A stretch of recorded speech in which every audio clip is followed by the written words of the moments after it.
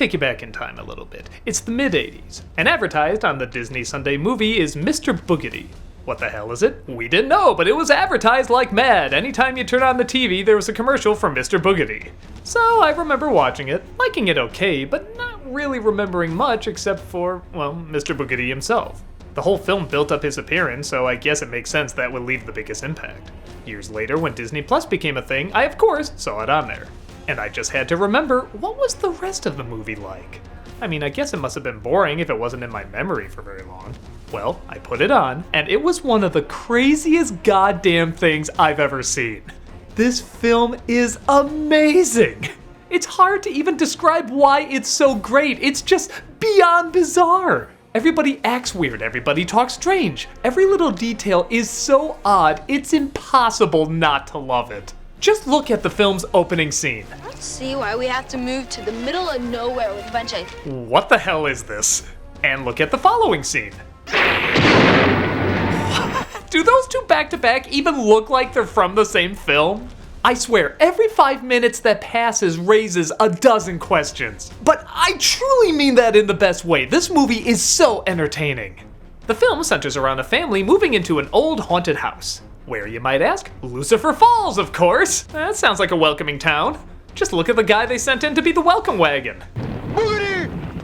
Boogedy! Boogedy! Boo! I can't. It's gonna make me pee. In most films like this, the family is like dry wood. They're so uninteresting and they're just there to play off of the scary things that happen. But the father owns a novelty gag shop and he loves his job. Not just him, the entire family adores it. Every second they're playing pranks on each other, trying out new jokes, trying to get the jump on each other so they can gauge their reactions. Even when slimy footprints are found on the walls, all the father can think is, I can totally sell these. Just listen to the mother's laugh when they introduce this lame vacuum prank.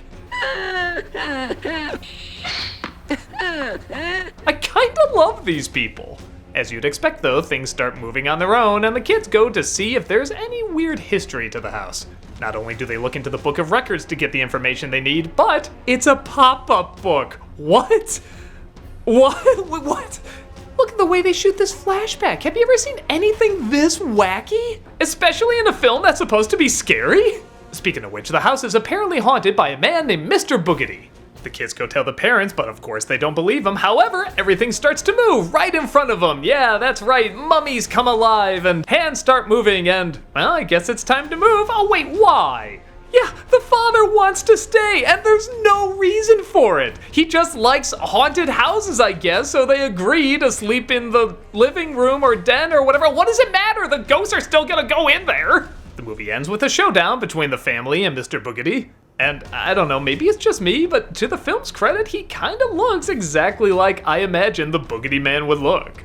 And he acts, I guess to a kid, kinda creepy. I mean, I remember I was a little creeped out by him. Not scared, just a little creeped out. But as an adult, he's hilarious. Literally, all he says is various versions of the word boogedy. Boogedy! Boogedy! Boogedy! Boogedy! Boogedy! I guess what else would the Boogedy Man say? This is one of those films where it doesn't matter if you love it or hate it. You can tell it's trying to entertain you every single second. Everyone is trying their best to either get a laugh or get a scream. As a kid, you'll probably get some screams. As an adult, you're gonna get a ton of laughs. On top of that, the build-up for Mr. Boogedy is actually pretty well handled. The special's not very long, only 45 minutes in fact. But it kind of reminded me of Disney's Sleepy Hollow. There's a good build-up to the monster at the end, and I think for the way they're building it up and what they're building up, I actually see it as a good delivery. There's also a side story with these two other ghosts, and that's actually paced out rather well too. The film surprisingly moves at a good click. John Astin goes back and forth between this legit intimidating character and something like Torgo or Gomez Adams. I just can't take my eyes off him, he's so much fun.